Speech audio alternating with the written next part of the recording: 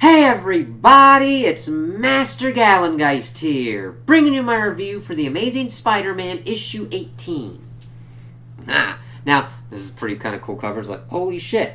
Now, this is an interesting issue for me because, now granted, even though I like the story and that I didn't really have any really big problems with it, this has a kind of problem that I had not really seen before or encountered to this kind of level. I'm going to try and get in as close as possible, and you can see that it's kind of off a little bit, like it's not printed correctly. And that goes throughout this whole issue that I've gotten. And it's just off-center enough to throw off some balance. The thing is, it's not on every page. As you can see here, this page is great. Like, alright. Then we see that the next one is kind of off. You can see it with the dialogue bubbles kind of like having double going on. And it shifts back and forth throughout the issue, with certain ones being on one page or on another page being off. It's not consistent throughout which pages have the things kind of going on. So that's pretty much the biggest kind of problem I had. Other than that, it was a very interesting story going forward, because we see that Madeline has made peace with Jean. She actually shared memories, and that kind of got her out of her headspace of wanting to kind of like screw over everything. And of course we see her pretty much parlay with Ben, being like, yep, it's over. And Ben's like, oh, that's cool, I'm close to breaking Peter. And she's like, no, we have to stop this. And he's like, you get your shit and I don't get mine. And she's like, listen, we were together, but this cart was pulled by my generosity, and it's come to the end of it. Can't help you anymore. She's got her scythe that carries authority and also responsibilities, which is great to be talking about responsibilities and power and everything like that in a Spidey comic. And it's like, I can't do this anymore. It's over. He's like, it doesn't even matter. I'm used to rejection and betrayal. It's like home and everything. And he was like, yeah, we'll take care of ourselves pretty much. We then shift over and we see Peter dealing with Recrap. And he's like, you'll never guess where I got that name from. And he's like, I guessed it, and I hate it. Pete's whole, like, dealing with this situation, it's even, I definitely feel him, where it's like, this is weird. I don't even know how to deal with this. This is just fucked up. And then, of course, the Insidious Six are like, he's a demon. Fuck that dude. Why is he dressed? Kill the spider. Kill the spider. It's like, all right, let's do this. Let's do some web wanging. And Pete is just like, what? I love the look that they are able to do on his face of like, no, that's not it. Web swinging and web slinging. And it's like, silly way to say it, but sure. As he then starts like web slinging and shooting everything off and making his own kind of sound effects and everything. And then Spidey's just like, just punch him. And done. It's wall crawling time. Kind of like frickin' the Thing. And even the Insidious Six are like, are we the wall? He's like, yep. And it's now time for my well-known Spidey Spranger, as he then punches someone with a beam of light from his belt. It's like, okay, that's kind of crazy. It still works within the realm of like, there's demons, magic, and everything like that. Normally there's other comics where that kind of like would work better, because it's usually the kind of rules. Here it's just wackety doodah, and it doesn't break it for me. It's like, alright, fine, this is a weird, crazy motherfucker. And Pete's just like, please stop. And he's like, you got it, buddy. So then we pretty much see that Madeline and Eve have a little talk about like getting crowns and heads, and you don't usually collect a few crowns without collecting a few heads. And says that like whatever she decides to do next, Eve will be mighty and terrifying, as she said she'd understand, as she puts on her like Frankenstein mask.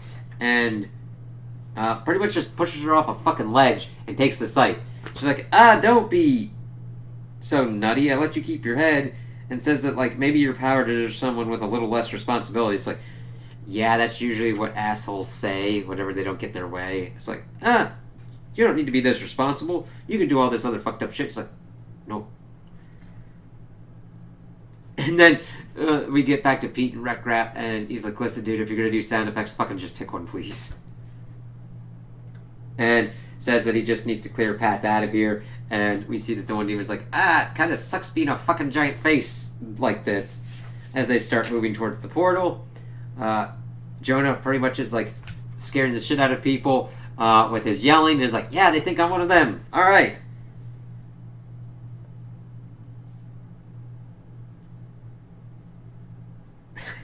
And then Pete's like, either stay close to me or run as fast for me as possible. I'm not positive what my preference is, frankly. And then we see Ben pretty much ruminating on, like, pretty much getting screwed over. And then Eve's like, hey! Here we go. It's like, all of Limbo's leaders have a weapon, a symbol of their authority. If they lose it, well, they lose that authority. And then, of course, giving it, and then use it to pretty much take what they want. Ben takes it and pretty much starts to transform. And saying that Limbo shall be ruled by the one whose pain is greater. It's like, alright, you gotta watch out. As we then see All Hail King Chasm, which, that's a pretty good design that just really works with what we've seen of his Chasm costume and what would kind of work out here so far. It's like, damn.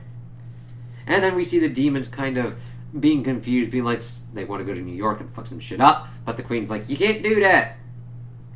And then they're like, saying that, yes, we got here, we're pretty much out of here, before the Insidious Six are like, no. And then we see the boom, and we see that King Chasm's like, forget your city, it is damned. That's fucking great work there, too. It's just fucking imposing as shit.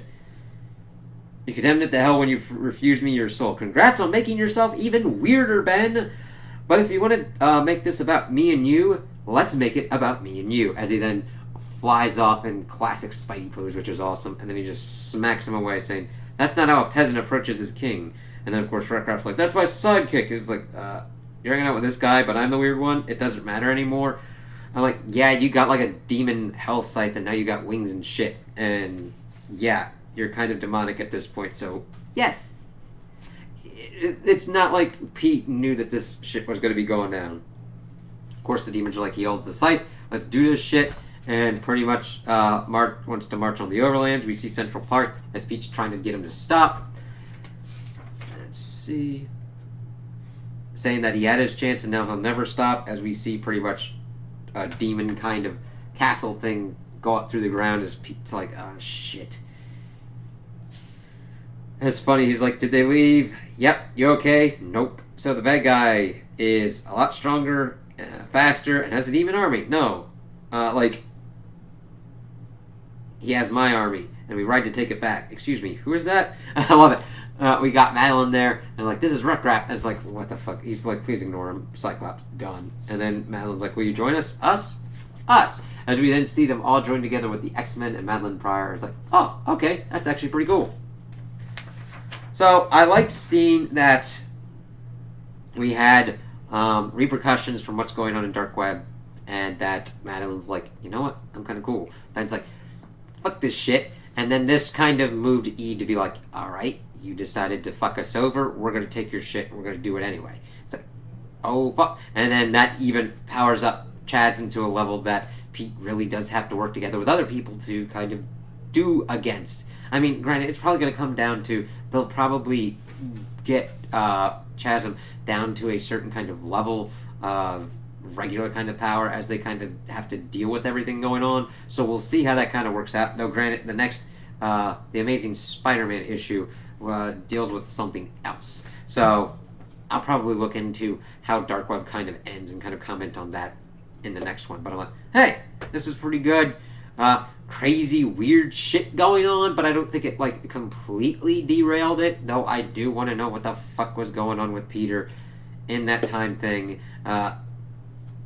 like, why people are mad at him and everything, even though we've been getting good character work on Peter. It's kind of a balance. It's like, it's been going on for a while, we kind of want to have some movement on that front, while still retaining what we've been having of, like, classic Spidey stuff going on. So, those are my opinions on the issue. Tell me what you guys think in the comments below. If you liked it, if you didn't like it, if you agree with me, if you disagree with me. Also, like and subscribe, and I hope you have a good day.